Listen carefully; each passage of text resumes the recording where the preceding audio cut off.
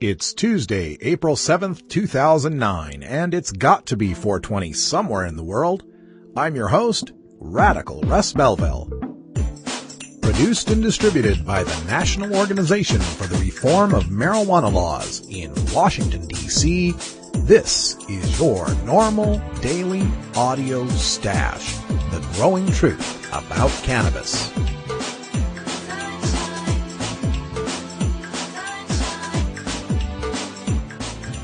Welcome to the most popular podcast regarding marijuana in all of America and all the world, featuring interviews with scientists, politicians, doctors, prohibition policy activists, regular cannabis consumers, musicians, and NORML staff and NORML's board of directors, along with music and comedy no other podcast can offer.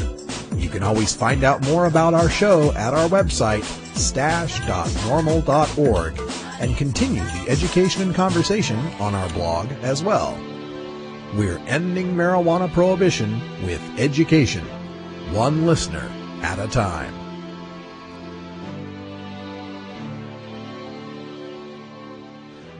The podcasting and blogging technology for the NORML Daily Audio Stash is provided by Red Aphid Interactive Media. For your professional web design needs, visit redaphid.com. Good day, Stashers. Welcome to the podcast. I got a comment today on one of my posts about drug testing, and it led me to think about just how disgusting workplace pre-employment drug testing is.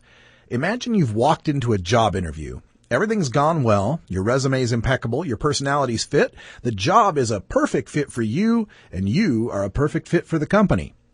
Then your potential boss says, "Oh, and one more thing, we don't hire child molesters here." Okay, you think? That's weird. You laugh uncomfortably.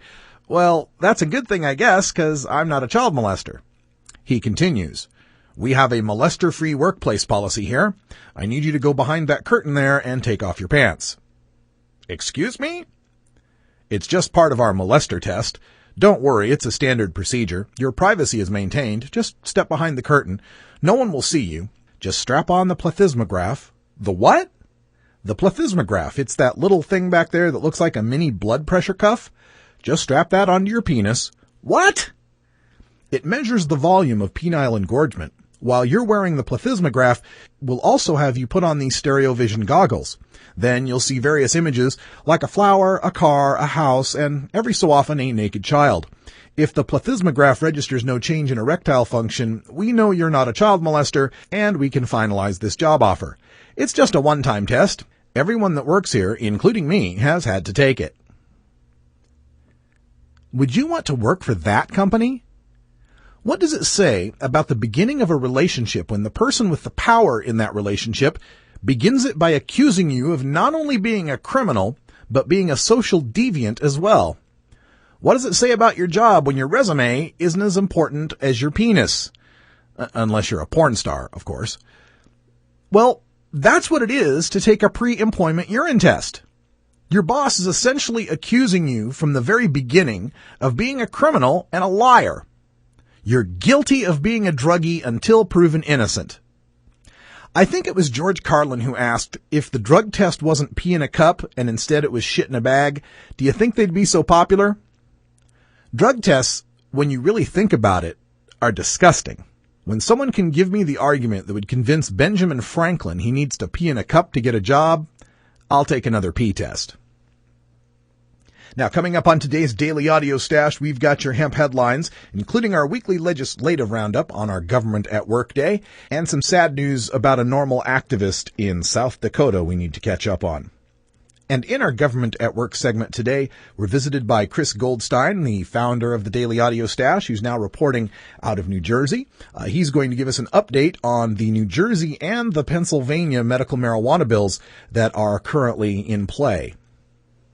Today is Variety Tuesday in Daily Toker Tunes, brought to you by MarijuanaMusicAwards.com.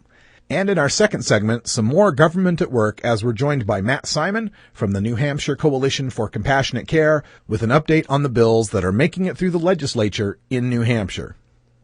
If you have no choice but to take a drug test for the employment that you have, I feel for you, but as far as I'm concerned, it's P for enjoyment, not for employment. If everyone refused to take a workplace drug screen, they'd disappear tomorrow. But I understand times are tough and you've got to take whatever job you can get. That's why we're here trying to overturn adult marijuana prohibition. So sit back and relax and enjoy your NORML Daily Audio Stash. Hello, I'm Paul Stanford from the Hemp and Cannabis Foundation, or THCF. Medical marijuana is legal in 13 states today, and THCF has clinics in 8 of those states. Our doctors help qualified patients obtain an authorization for medical marijuana in their state. Patients are eligible for medical marijuana with a history of either severe chronic pain and or nausea, cancer, AIDS or HIV, hepatitis, glaucoma, seizure disorders like epilepsy, chronic muscle spasms such as multiple sclerosis or asthma, neurodegenerative diseases such as Alzheimer's, and gastrointestinal disorders like IBS or Crohn's disease. If you or someone you know has one of these conditions, our doctors will help you obtain a permit for medical marijuana. THCF Medical Clinics has offices in Washington State, Oregon, California, Colorado, Hawaii, Nevada, Montana, and now Michigan. Call 1-800-723-0188 or go to the web at hemp.org or 1-800-723-0188.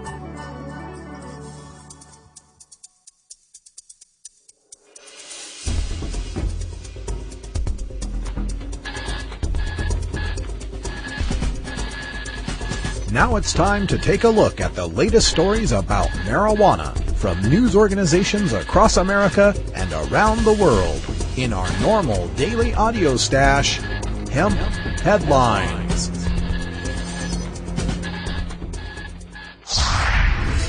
NORML's Weekly Legislative Roundup. Decriminalizing marijuana. In a historic vote, members of the Connecticut Joint Committee on the Judiciary last week approved Senate Bill 349, which, as amended, would mandate that the possession of up to 1/2 ounce of marijuana by those over 18 years of age is punishable by a ticket, not criminal charges. The bill now awaits action from the full Senate. Show your support for this effort by logging on to our activist alerts or by getting in touch with Connecticut NORML at normalct.org.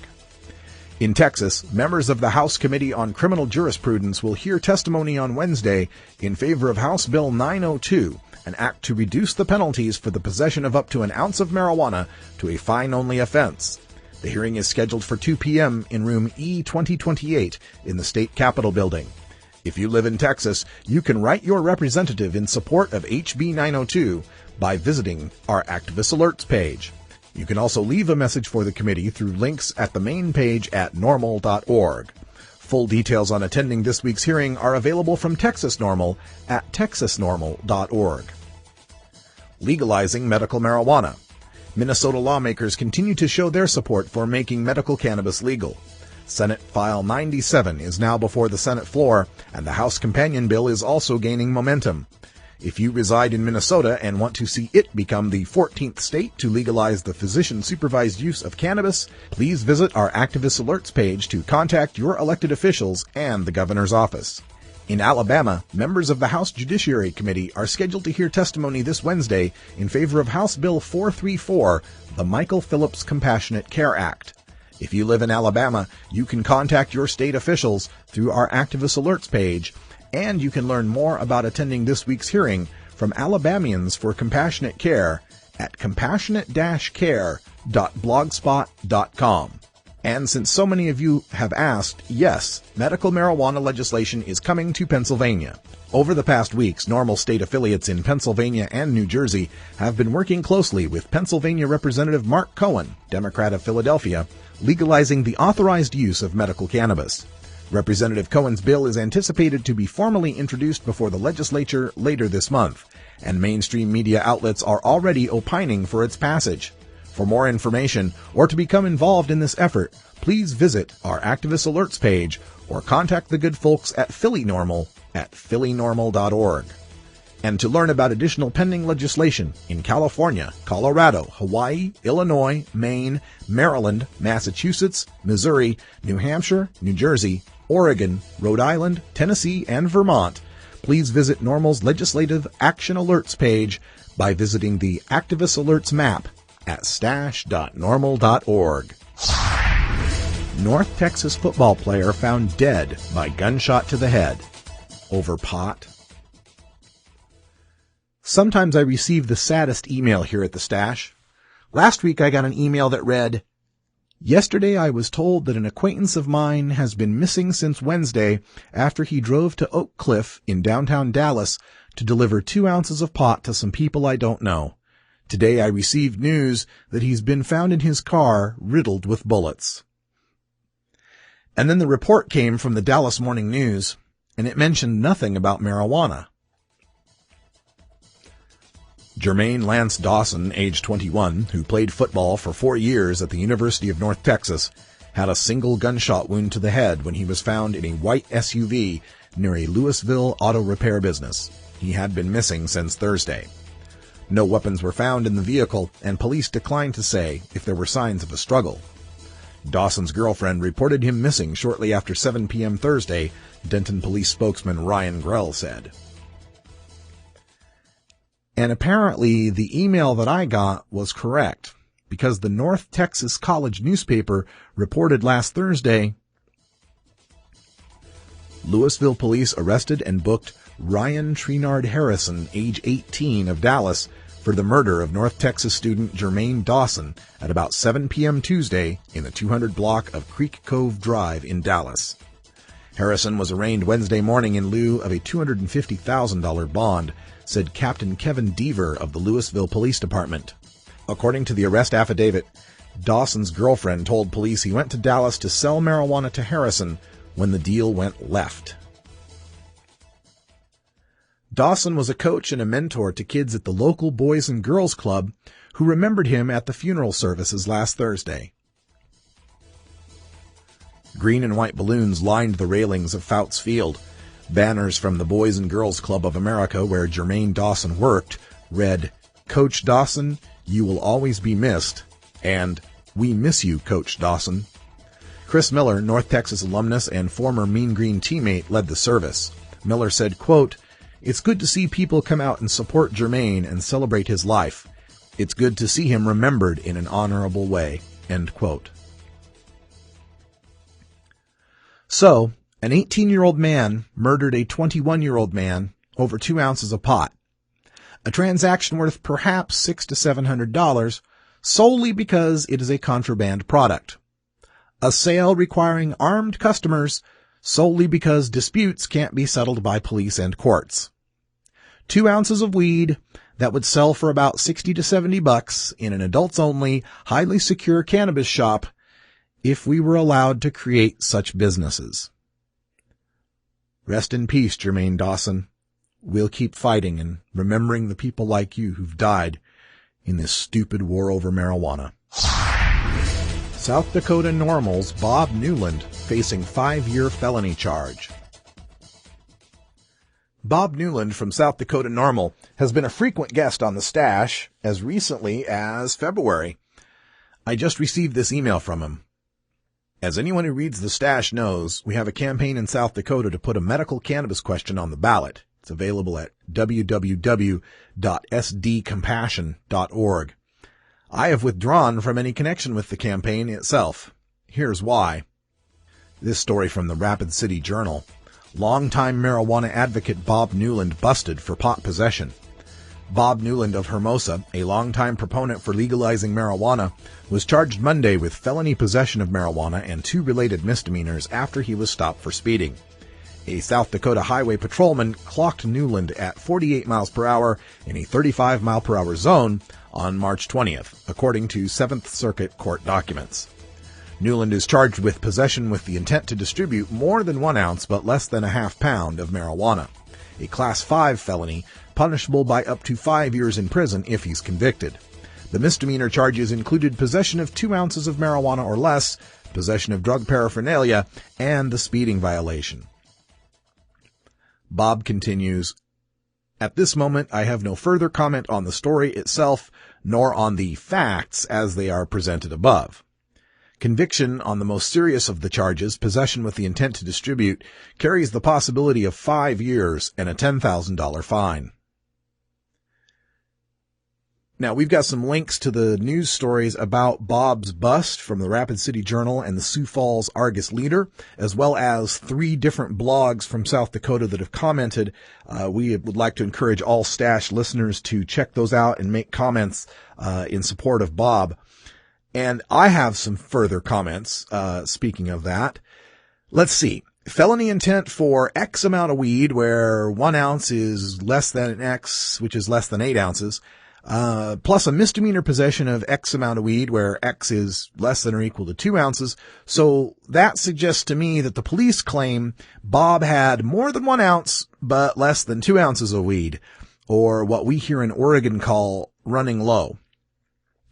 The intent to distribute often means police claim the weed was in more than 1 baggie, so therefore you must have meant to keep one and sell one, because nobody would ever keep different strains in different bags or even ration their weed in separate bags to get through a month, 1 baggie per week. Or they found scales in a box of sandwich bags and 1 bag of weed, which means that you must have meant to sell weed and not just weigh your own weed to make sure your bag's not getting pinched. And nobody buys sandwich bags as handy plastic wrappers for unwrapped cheese in the fridge, or packing goldfish crackers in their kids' lunch, or picking up dog poop, or, hell, bagging sandwiches. And I get this email right after an email from Central Pennsylvania, where an ardent reformer looking to start a NORML chapter there informed me his potential board bailed out because they were too afraid of being a target. Well, I won't lie. If you get involved in leading a NORML chapter and you're doing it right, you will get noticed. If you're in a cannabophobic part of the country, you'll become a target because you're speaking the truth and exposing their lies. You are the biggest threat to tyranny ever, an educated, free person criticizing the government. It's not for everybody. Some people would rather be a dedicated follower to remain an anonymous supporter, and I understand and respect that. Some folks have careers and families that would be lost if they came out. Some folks are growing and dealing to survive and can never come out. I understand that too. But for the special few like Bob Newland who take the risk to make a change, my hat's off to you. He's fighting for medical marijuana use in South Dakota. His work could bring relief to thousands, maybe even Bob himself. I mean, I don't know if Bob's use is medical, but if it is, less than 2 ounces is a legal amount in most medical marijuana states. And now the state wants to give him 5 years, which is 2 years over the average sentence in South Dakota? This is insane. I'm hoping that his case will get pleaded down to the misdemeanor. And in the meantime, normalizers, never let a tragedy happen without learning a lesson. Obey the speed limit and carry less than 1 ounce.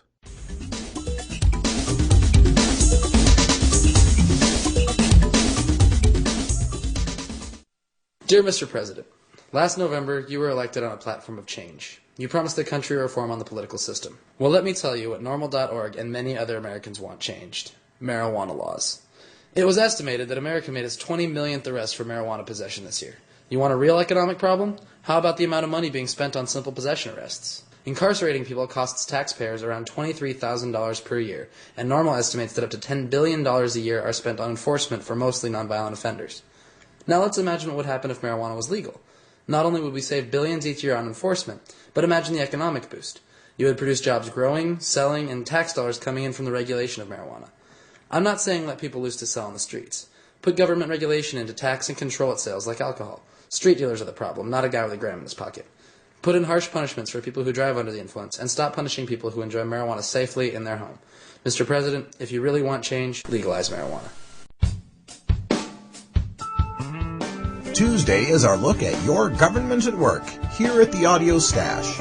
While the inevitable re-legalization of cannabis hemp will have to happen at the federal level, the steps leading to that destination take place at the state and municipal levels.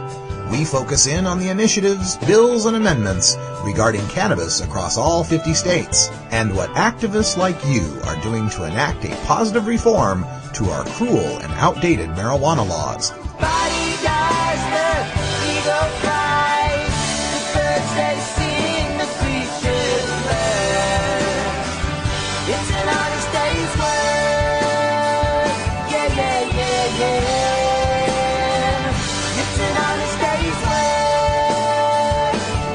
you're working hard to make an impact in your city and state, please email us at stash@normal.org and let's share your local efforts with the worldwide cannabis community. Together, we can affect our government at work. Afternoon pollution rises high into the sky. How can we still deny the truth? Today we're going to go to the Northeast, and particularly the Philadelphia area, the area around Pennsylvania and New Jersey, and we're speaking to Stash founder and Active Voice radio reporter, Chris Goldstein. Chris, welcome back to the Stash. Great to be back, Russ. Great to speak with you today. All right, so we got two states in play here with regard to possibly getting medical marijuana. New Jersey has been first in this line, so let's talk about New Jersey first. Where are we at with the medical marijuana bills in New Jersey? Well, in New Jersey, the New Jersey Compassionate Use Medical Marijuana Act passed the state Senate 22-16, February 23rd. That was seen as a major hurdle for the bill here in the state.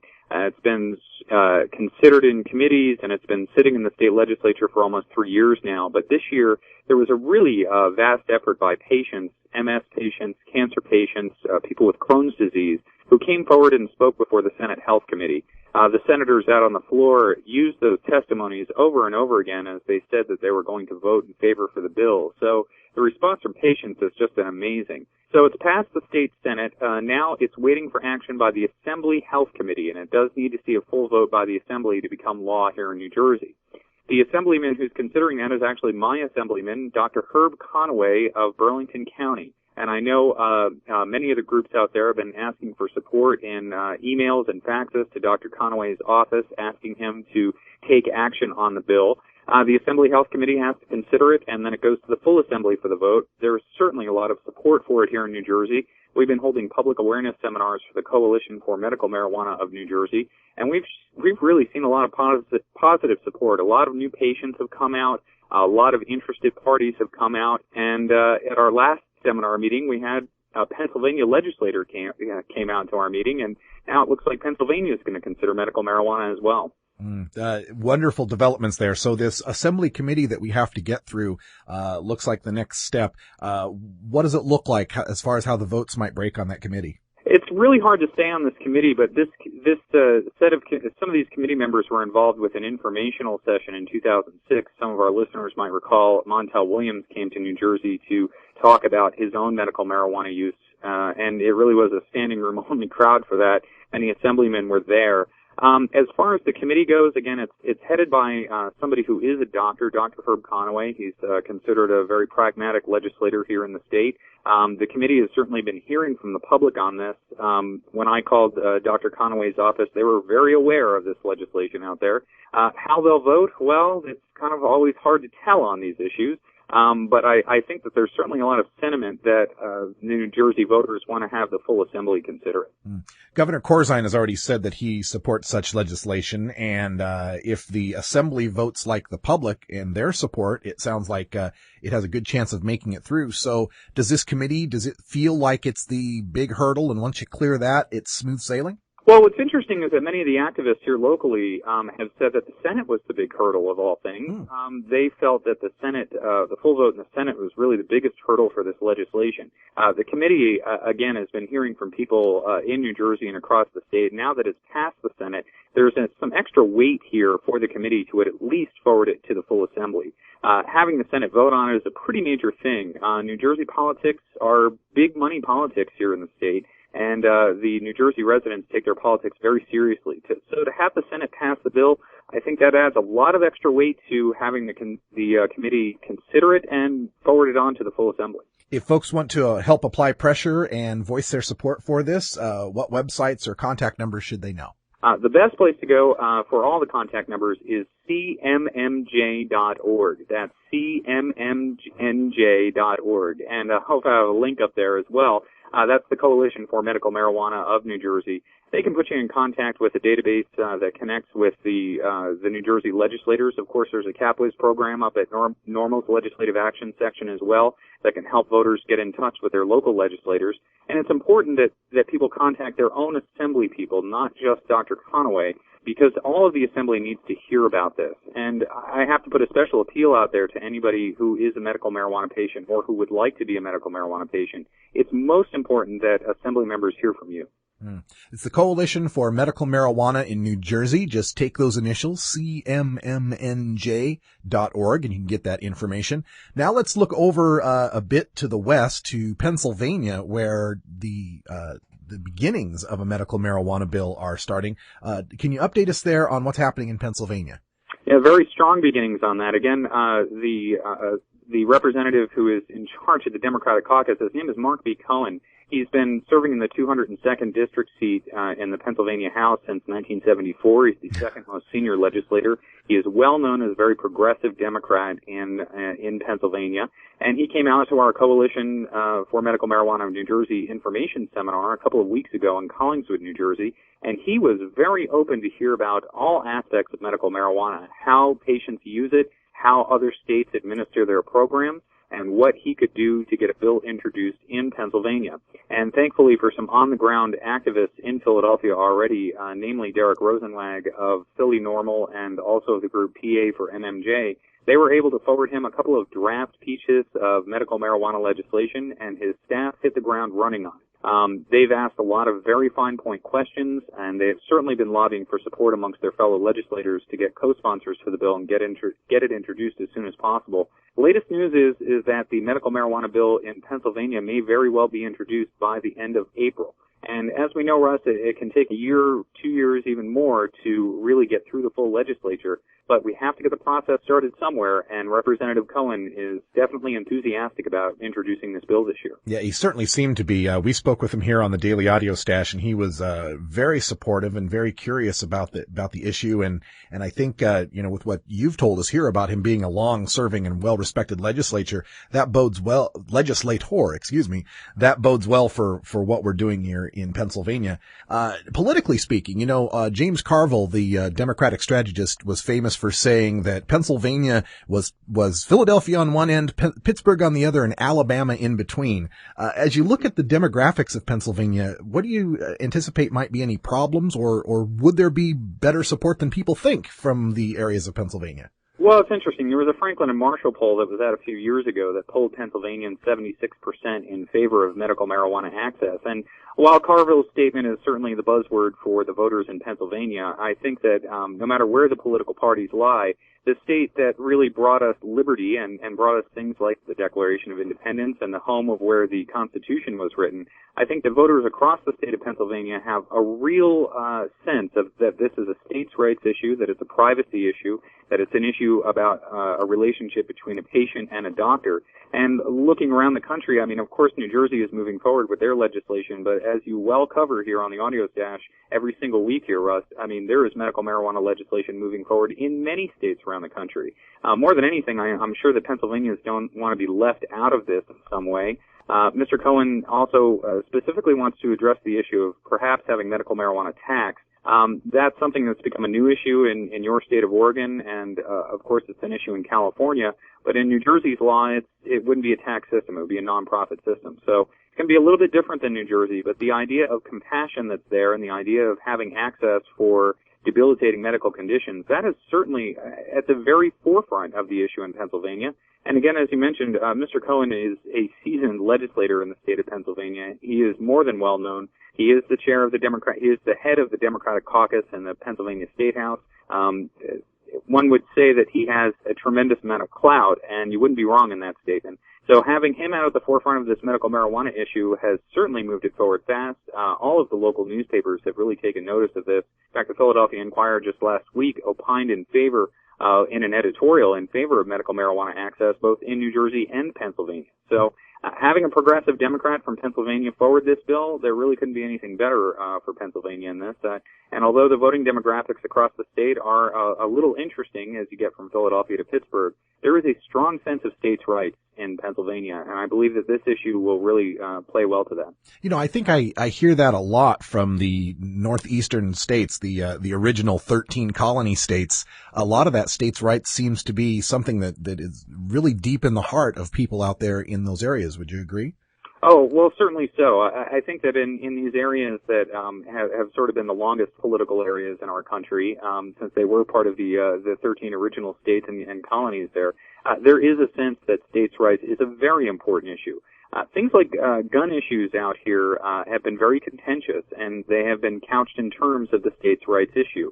So I think that the idea of the true federalist system of our country and the true rights of states to govern themselves and be experiments for our great democracy is something that people take extremely seriously, especially in Pennsylvania.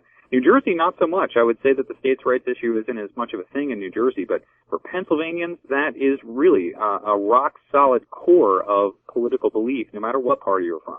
If Pennsylvanians want to get involved with helping to promote these medical marijuana laws, what websites or contact information should they know for that state? Right now, it's PA, the numeral 4, MMJ.org, PA for MMJ.org, and that site is continuing to be updated up there. You can also go to PhillyNormal.org, and they have an easy contact interface so that Pennsylvanians can start contacting their legislators. Again, if you're a Pennsylvania resident, your legislator needs to hear from you on this issue. Mr. Cohen was adamant about that. He said that the only thing that's really going to get this bill moving forward is for people to contact their legislators and for the legislators to be aware of the issue.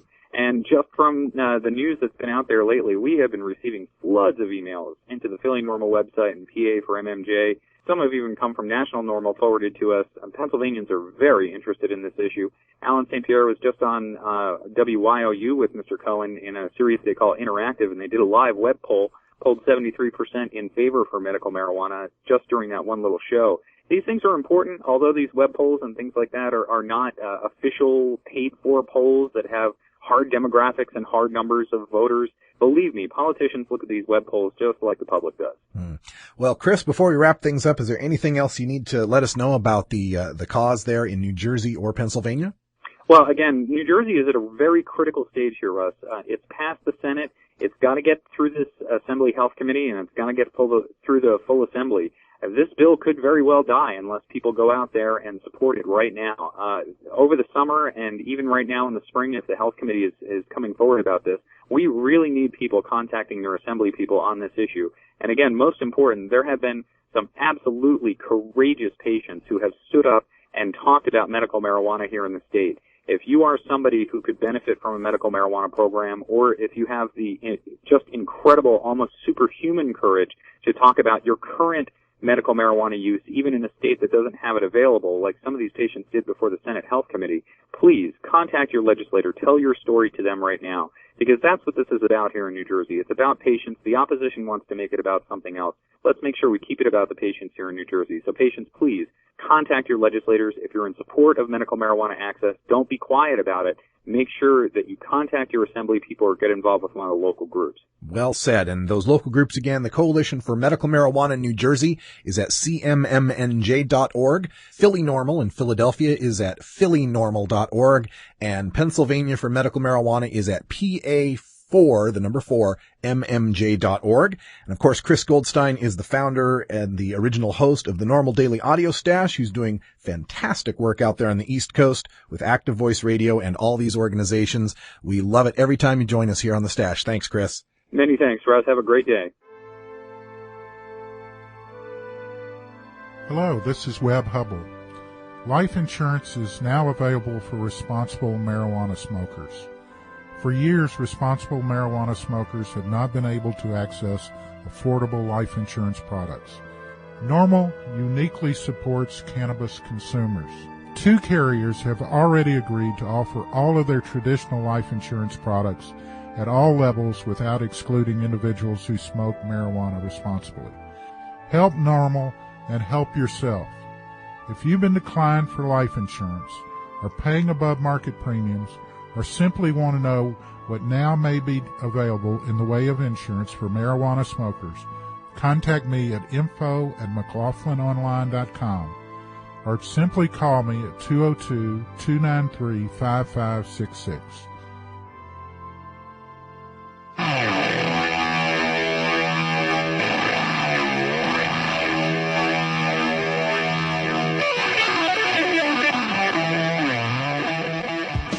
The battle to end adult marijuana prohibition can sometimes seem endlessly frustrating and impossible to overcome.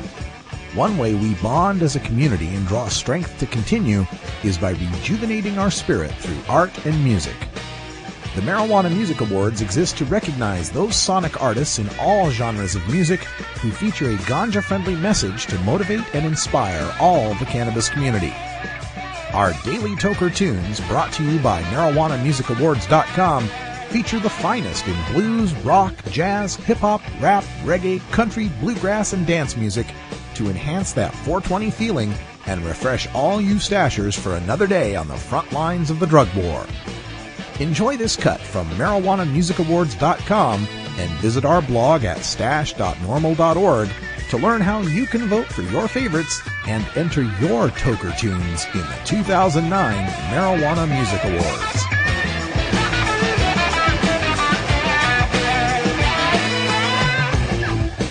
Chin, with his song Keep It Burning, brings us the music for Variety Tuesday, and probably some sort of award for supporting diversity.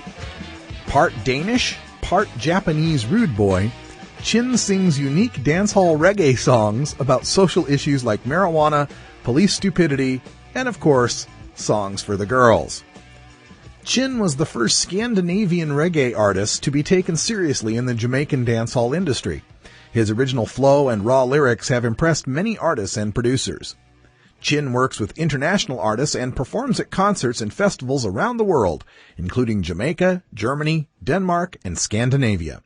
He has opened for many top reggae stars such as Sizzla and Buccaneer. In Jamaica, Chin worked with a number of top producers on his songs, including today's Keep It Burning, which was nominated in 2008's Global Marijuana Music Awards. Chin performed many live shows in Jamaica and was interviewed and performed on national television. This year, Chin is nominated for the Danish World Music Awards for Best World Track, and he's featured on 2 CDs for World Music Denmark. Learn more about Chin at ChinEman, that's ChineMan.com, and myspace.com/ChinEman. And registered stashers, you can get an MP3 download of this song. It's Chin with Keep It Burning.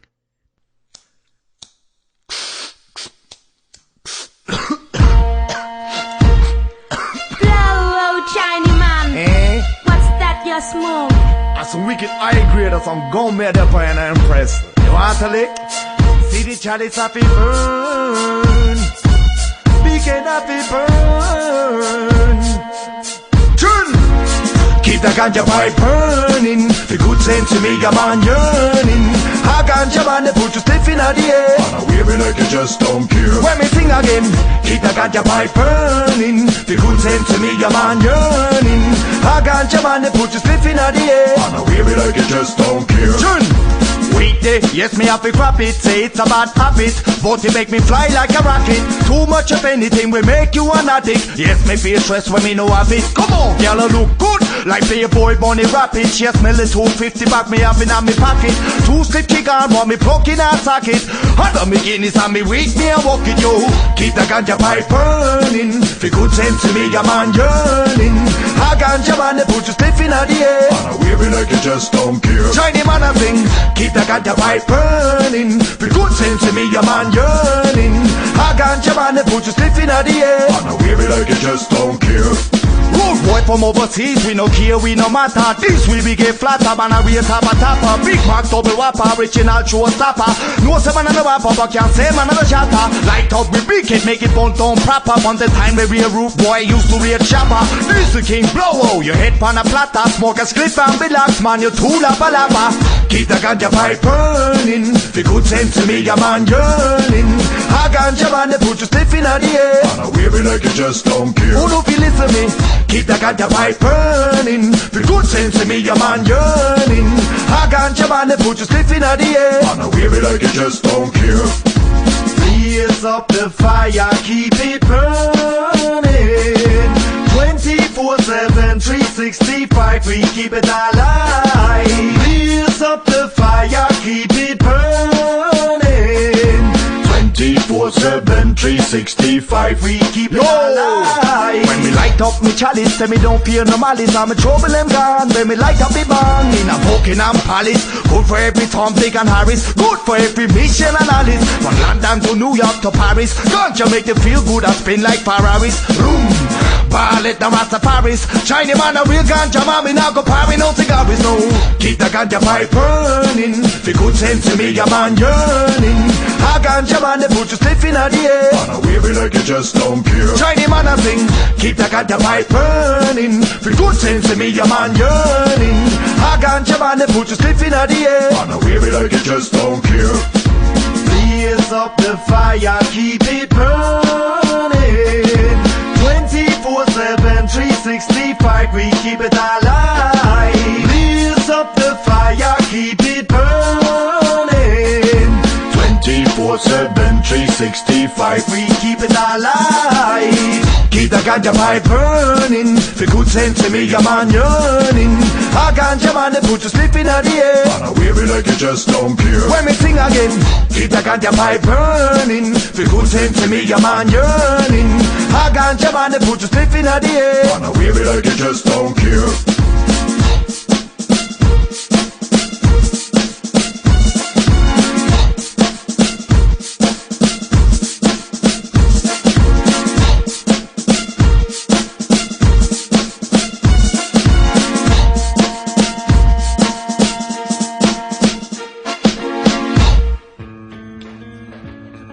I'm Alan St. Pierre, Executive Director of NORML. Have you heard about the new super pot that's supposedly 20 times more potent than your father's Woodstock weed? Don't believe the hype. Marijuana's THC potency has always varied, even in the 60s and 70s. And the drug czar's numbers are full of, well, exaggerations. While no intoxicant is harmless, cannabis is non-toxic and far safer than alcohol. No matter how much you smoke, of whatever potency, you cannot die of a marijuana overdose. Potency is irrelevant anyway. More potent pot just means you smoke less of it, meaning less harmful smoke in your lungs. This is a prime example of harm reduction in action. Besides, the government already allows the prescription of THC pills. Its commercial brand name is Marinol, and it's 100% potent. Meanwhile, the federal government won't allow dying people to use natural marijuana, no matter what the potency. Does this make sense to you? Learn the facts about pot. Visit NORML.org today.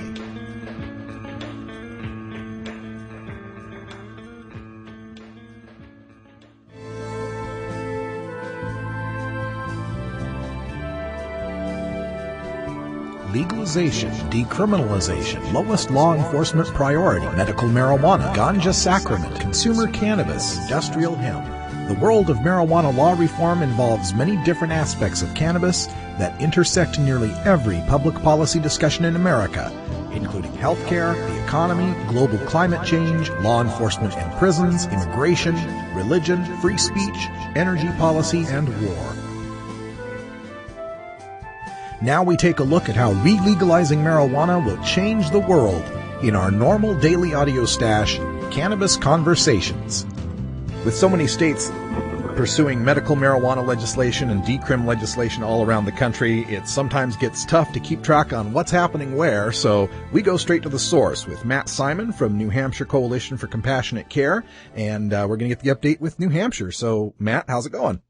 Oh, great, Russ. It's been a really interesting last couple of weeks here in New Hampshire. The New Hampshire House passed a medical marijuana bill by a 96-vote margin, actually, 234 to 138. So we got a lot of momentum going forward toward the Senate. So what does it look like for the Senate? Is there a committee that it's heading to now?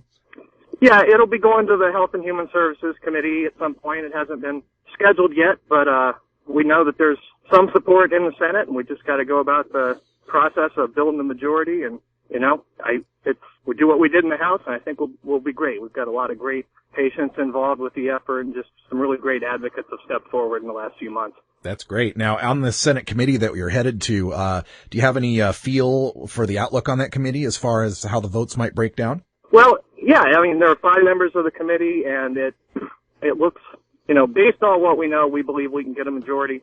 It's just a matter of execution, and, there haven't really been a whole lot of attacks from the other side, so I think they're going to feel pretty safe passing this.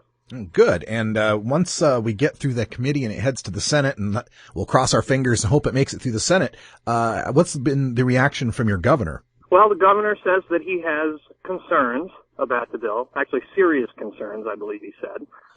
He's concerned about what he perceives to be a conflict with federal law, and he's not sure, but he's not going to threaten to veto it. He's going to speak with lawmakers and the medical community and law enforcement and follow the bill's progress and that sort of thing. So, if it passes the Senate and lands on his desk, he's gonna face a decision. So. Yeah. Now, under the New Hampshire Constitution, is there a mechanism by which the bill could become law without the governor's signature? It could. We're going to focus on trying to get his signature and get his support for the program. And if we fail to do that, then yes, it's not the end of the world. He could allow it to become law, as happened in Vermont with Vermont's governor a few years ago. Excellent, excellent. Now, the people there in New Hampshire, has there been a lot of coverage about this in your local media? There really has. There's been a ton. I mean, we've been on front pages of most of the newspapers in the state. The House vote certainly generated a lot of attention. But it happened kind of in a weird week, actually. A death penalty repeal bill and a gay marriage bill both passed the New Hampshire House within the same, 2 days that our bill passed. So there were a lot of really controversial subjects being covered all at the same time. But of all the bills that passed that could be seen as controversial, ours is actually the least controversial of the entire bunch. So things are looking great, Russ. Do you think that helps that there's these other more controversial measures that the lawmakers want to go, medical marijuana, that's, everybody's doing that, and they may not be so afraid of it this time around? Well, possibly. I mean, it's, 96 vote margin is pretty impossible to ignore. They can't dismiss it as some crackpot liberal thing. We got 45 Republican representatives to vote for it this time. So, it's just a question of perception as the Senate hearing and things go forward. And if senators feel like they're doing something mainstream and normal and nobody's attacking them, which I don't see anybody attacking them, I think, like I said, everything's lined up. It does sound very, very promising. So I guess we need to get the folks up in the Granite State focused on the Senate now and making their voice heard to those senators. Can you give them some websites or phone numbers they could use to make their voice heard? Yeah, absolutely. At nhcompassion.org, if people click on About the Bill or Take Action, they'll find a link there that has where people can find their senators. Those are the people who matter, so that's who we need to contact. And is there anything about the New Hampshire bill that's significantly different from a lot of the other medical marijuana programs with respect to registries or conditions or limits or anything like that, dispensaries? It doesn't allow dispensaries. It's very tightly crafted, very, it's not, it's probably closer to Vermont's law than some others. It's something that can be improved upon down the road, but the sponsors really wanted a tightly crafted bill. 6 plants, 2 ounces are the possession limits, and it's otherwise pretty similar to what we see in other states. Okay. Looking to the future in New Hampshire, do you see any plans on the horizon for other types of marijuana law reform measures, maybe on the non-medical side? Well, absolutely. We have bills like that every year. This year, the decision was made to focus on medical marijuana exclusively, but whether this bill passes or fails, we can definitely anticipate different legislation next year. Excellent. Well, it all sounds good up there in New Hampshire, and we really hope you get to join us and be one of the medical marijuana states in this country. It would sure make the Northeast look a whole lot greener. We appreciate the hard work you're doing up there. Matt Simon from the New Hampshire Coalition for Compassionate Care. Check him out at nhcompassion.org. We'll have those links up at our site at stash.normal.org. And Matt, thanks for joining us this afternoon. Thank you, Russ. Have a great day. You too. Thank you for downloading the NORML Daily Audio Stash, the growing truth about cannabis.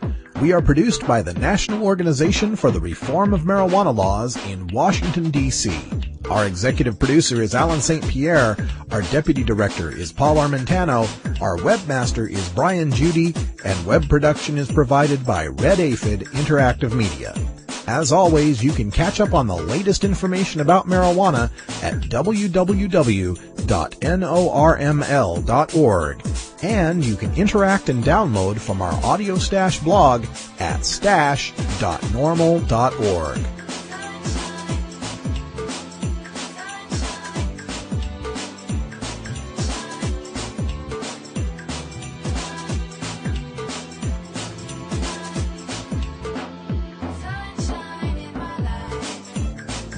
For everyone here at NORML, I'm your host, Radical Russ Belville, hoping all your harvests are bountiful and your encounters with law enforcement are non-existent.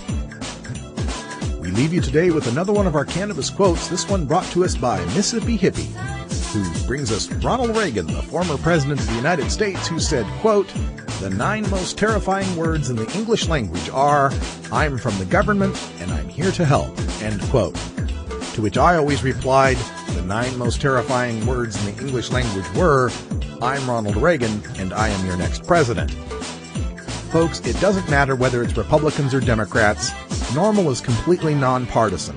All we stand for is an end to adult marijuana prohibition, and neither of the 2 major parties have stood up for that. Our 2 strongest warriors in the Congress are one of the most liberal Democrats, Barney Frank, and one of the most conservative Republicans, Ron Paul. There's room here for everyone. It's time to get past the labels and just focus on returning freedom and re-legalizing marijuana in this country. And until next time, take care of each other, tokers.